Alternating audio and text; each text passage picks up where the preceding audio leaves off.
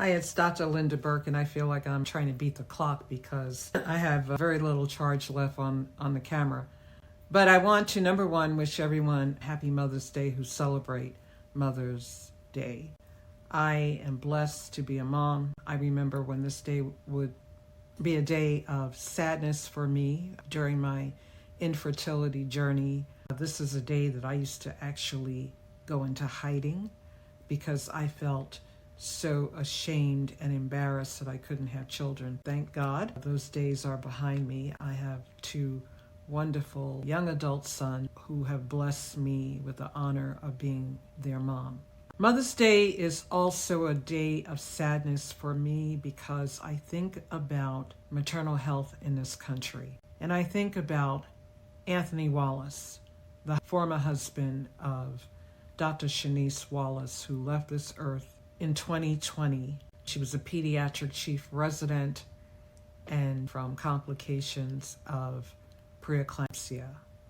I think about Kiara Johnson, the wife of Charles Johnson, who left this earth because of neglect and obstetrical hemorrhage. So, although we celebrate Mother's Day, let's remember maternal health in this country and how we are not yet out of the woods. Now, things have been not as animated as previously.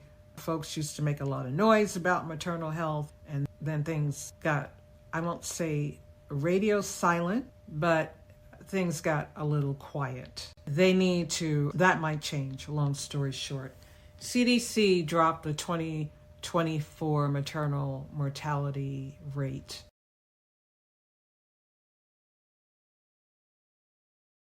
These are the number of pregnant women or women who shortly after giving birth in this country.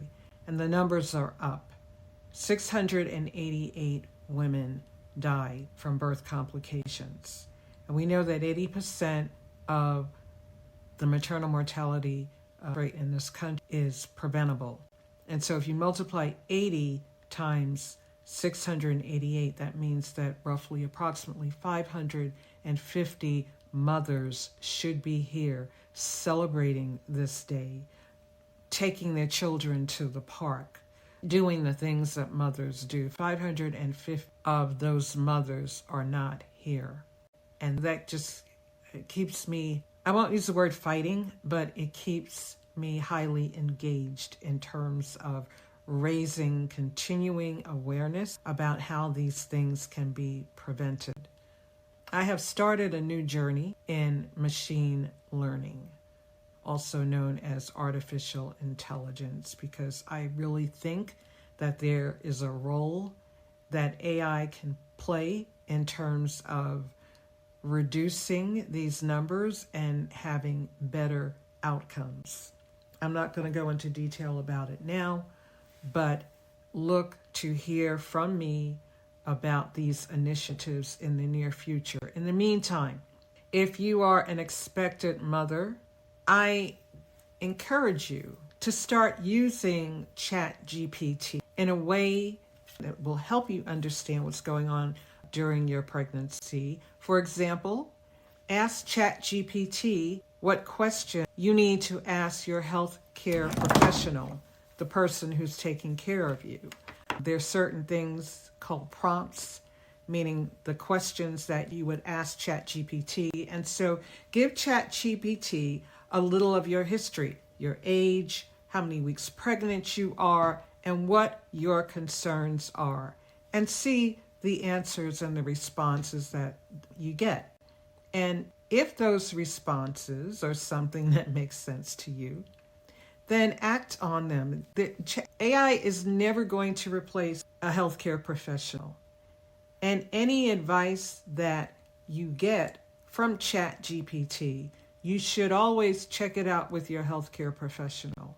But when you have questions, or if you want to elevate your knowledge in terms of your pregnancy journey, then I recommend you start using ChatGPT, because anything that can improve your outcome, meaning having a healthy baby and you also remaining healthy during your pregnancy is a benefit. So happy Mother's Day again, and I will be talking to you soon.